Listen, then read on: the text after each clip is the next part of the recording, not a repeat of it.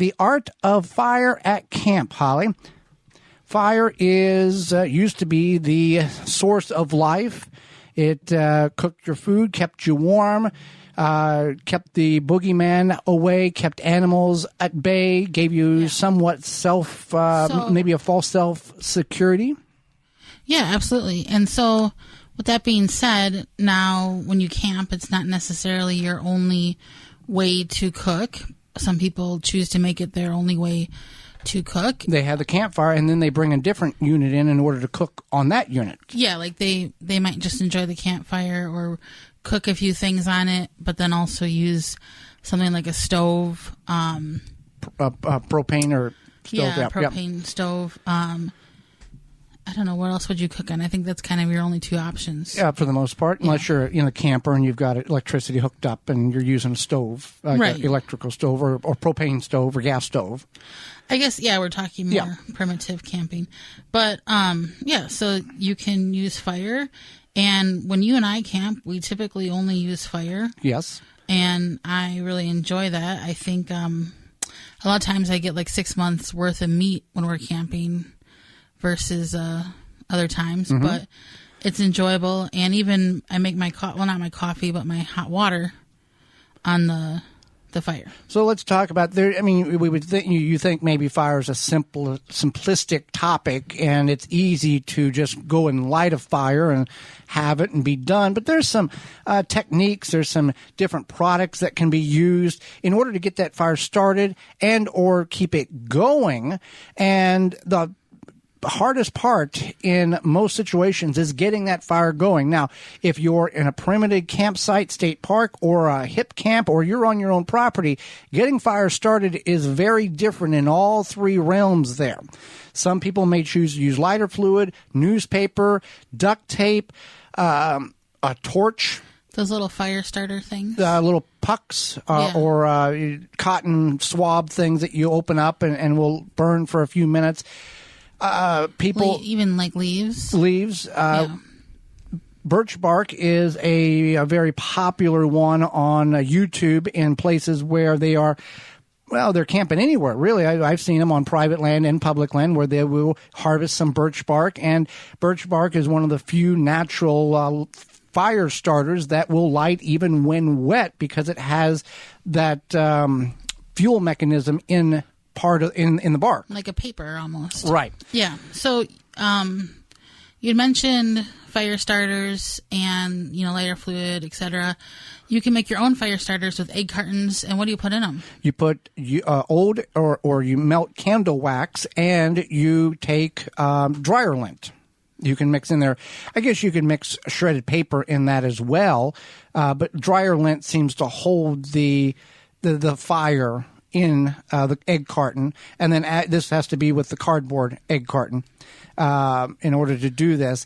And then you can tear off each little individual chunk or egg storage portion, and like that, and that's got your homemade fire starter. Now, I think fire starters are a good option for people who backpack or do like the walk in, walk out, hike in, hike out, because then you don't have to carry as much and you don't have a big jug of liquid. Well, people will use ferro rods and whatever mechanism of... What's a ferro rod? A ferro rod is that rod that you see people take the back of their knife and scrape with, and then they chunk off a magnesium stick as well. Magnesium burns, I think, at 3,000 degrees, and they'll dig out a chunk of magnesium and then strike it on the striker on the back, and then that will ignite the magnesium, in which you can start a fire in very wet conditions. If the kindling's wet or the newspaper's wet or whatever your fire starts, that magnesium will ignite, but then you have to have some dry kindling in order to, even if you have to split kindling or twigs in half in order to get the dry portion of the wood to get that ignited. There's whichever mechanism of fire starting in which you choose to do or go camping with, bring two. Bring a primary and a backup. I agree. I think that's very important. And don't rely on the fact that we'll just find leaves or we'll just find this, or I'm pretty sure I can just use, this random newspaper in my car, because you might have cleaned that newspaper out of your car the week before, and you want to make sure that you do have a way to start your fire, get it going. lighter butane torch. Yeah. There's what they call it, hurricane matches. They're like 5 inches long, very dense, and they will burn under water. They will not, they won't be a flame, but the bubbling will occur, and then you bring it back out, and it'll ignite back to flame. That sounds magical. It's magical, but there's a lot of reviews, and they work quite well if you are concerned that you need a long burning mechanism in order to keep or get your fire started. So when you make your own fire starter, yes. you do need some sort of wick situation. Yes. So don't think like you dump some shredded paper and some dryer lint. Yeah, dryer lint or shredded paper, whatever, and you have to have something to light it. Yes. Yeah. Often people will light the chunk of cardboard that is attached to the egg carton. Some people. So that could be your wick. That could be the wick. Yes.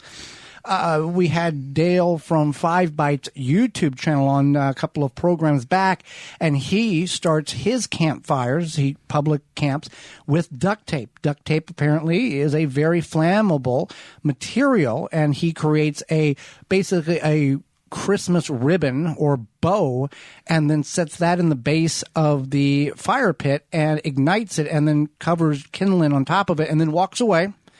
So he doesn't mess it up and extinguish it, and then that works quite well. Now you have to remember to bring some duct tape. But a lot of people might just have duct tape in their car or whatever, so that makes a lot of sense, and I like that idea.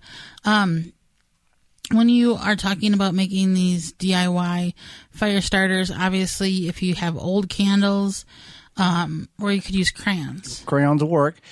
If you are, with kindling, now you go on any camping YouTube channel and they are starting a fire and they're using some type of accelerant possibly, or kindling. When we go camping, we've camped in state and hip camp locations.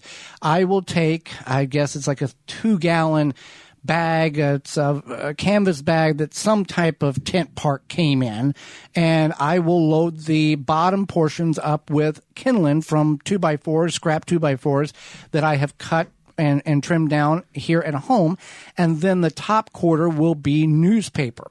So you start the newspaper, you put the newspaper down, then take the kindling that are very fine shreds, and then you lay that on top, and then you get your other wood ready to go, whether you found it at the campsite, if it's allowed, or you sneak and find it, or you have larger chunks of wood, and then you ignite it, and most times it goes. Sometimes you have to redo it and get it that way. And for those who are camping at state parks or places in which you can't go salvage for wood, it's a very costly hobby to have. Yeah, it is costly because the wood itself, it costs like about $6. Oh, we're $7.99 now. $8 for like 6 pieces of wood. Yesterday I was at a state park just hiking, and I saw these people pull up to buy wood from the woodshed thing, and these people you said they got money. It was pretty obvious. Okay. They had a very fancy SUV, and they looked very fancy. Wood wasn't an option. Money wasn't an option when buying wood. No, because they just kept loading it in, and they couldn't figure out how many loads they had, how much it was, and they're like, okay. And then they're like not shouting, like arguing, but shouting each other. Okay, go tell the guy we're taking 6 bundles or whatever. Oh, I don't know if I have enough cash. Do they take cards? Well, I thought state parks all went to that cashless at this point. I thought it said. When I went, actually, the office was open. Uh-huh. I went inside to use the bathroom, and I thought it said card only, but whatever. And so then she's like, "Oh, I think I have more cash and here." And blah, blah, blah. Let's just say they got 7 bundles at $8 a piece. I don't know. It was like $54. $54 for and whatever. It wasn't a lot of wood. No, it's not. No, But then they said this is really good wood. It was very dense. It did look nice. Well, for $54, it better burn itself and burn all night long. And then they said that it was saving them time. I don't think these ladies would have gone out to the woods and chopped their own trees down. Where the podcast originates in Wisconsin, that is a forbidden no to go out and salvage for wood in state parks. Right, and that is a no. And I'm sure that the state parks are not very thrilled whenever you go to the campsite and you pick up little twigs and throw it in the campfire either, to clean up the campsite, because that's like salvaging for wood. depends on what kind of ranger you have around.